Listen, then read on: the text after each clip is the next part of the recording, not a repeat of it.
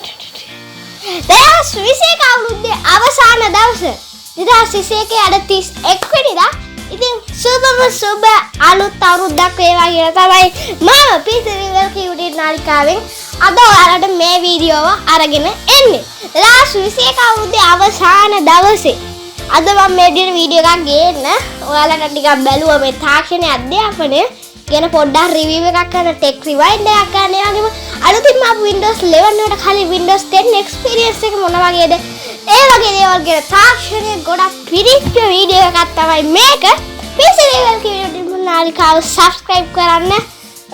එහෙනම් අපි වීඩියෝට යමු. 2021 අවුරුද්දේ අවසාන දවසේ ගියද්දී අපිට කොච්චර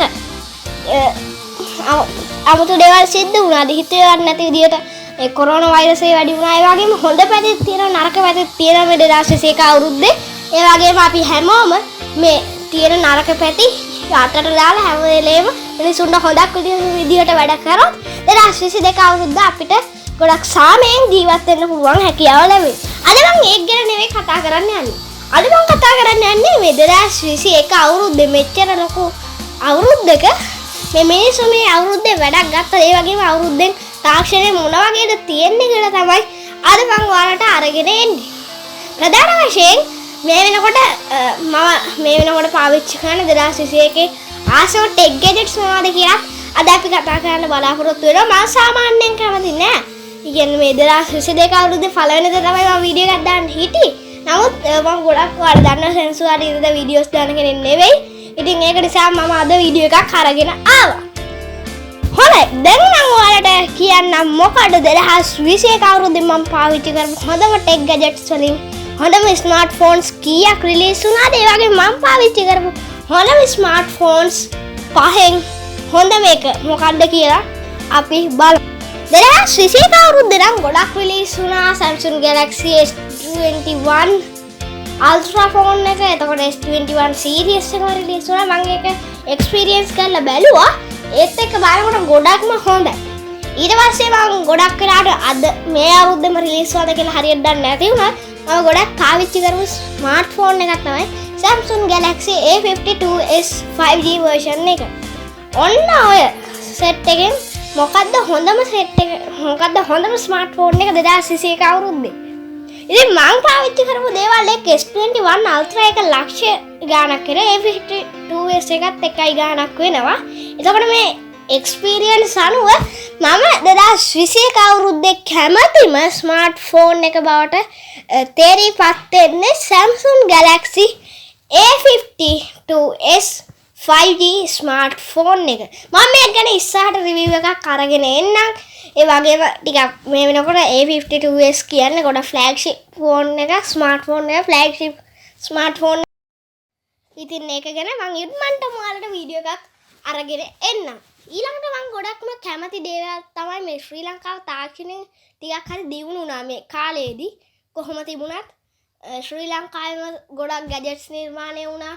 ඔයාලට මතක ඇති මේ පහුගිය දවස් කිහිපෙම ඔයාලට ඔය ගෑස් ඩිටෙක්ටර් වගේ ශ්‍රී ලංකාවේම නිර්මාණය කරපු ගැජට්ස් ටිකක් එළියට දැක්ුණා. ඒක අපිට සතුටු වෙන්න ඕනේ කාරණයක්. අනිත් එක තමයි Windows ආයතනය. එහෙම නැත්නම් මේ Microsoft ආයතනය විසින් එයාලගේම කම්පියුටර්ස් වලට මේ වෙනකොට රිලීස් වෙලා තියෙන හොඳම ලැප්ටොප්ස් අතරට එයාලගේ ලැප්ටොප් එක දාලා තියෙනවා.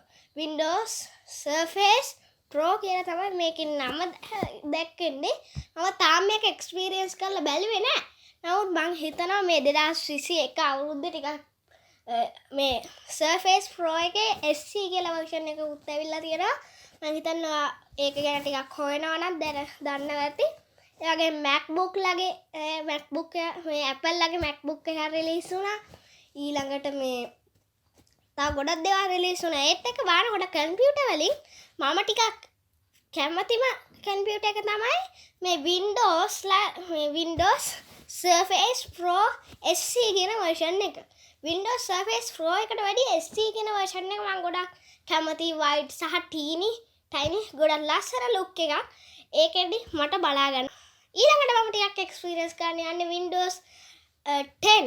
මම හිතනවා දැන් මේ වෙනකොට ගොඩක් කට්ටිය Windows 10 විතර Windows 10 ගොඩක් පාවිච්චි කරලා දිනවා Windows 11 ගොඩක්ම අඩුයි.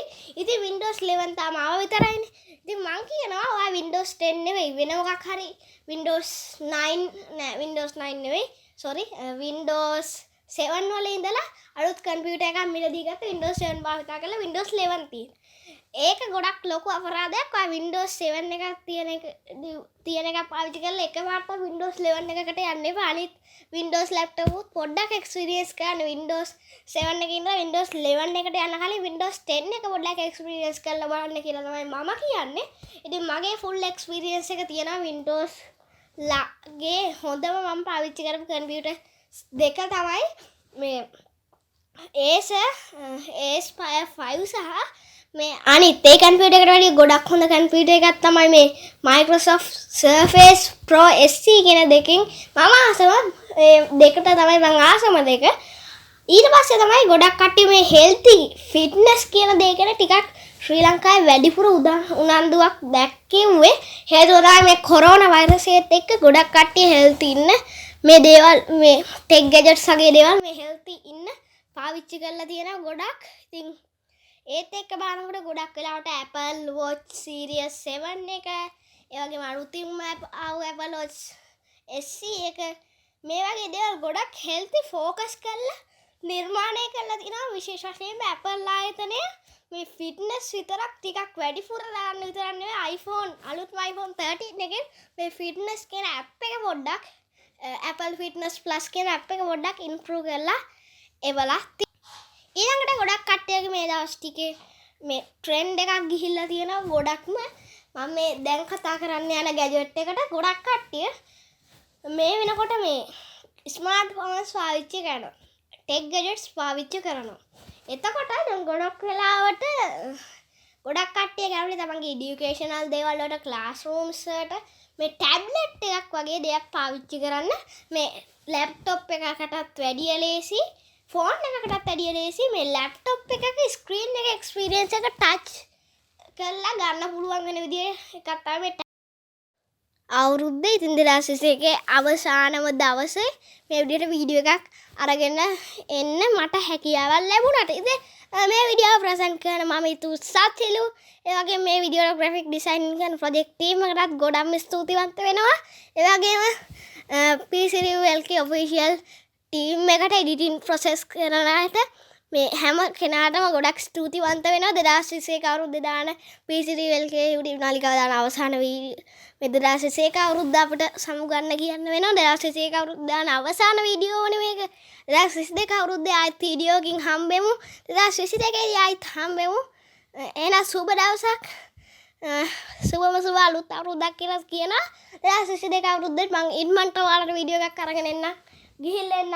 සුබ දවසක්.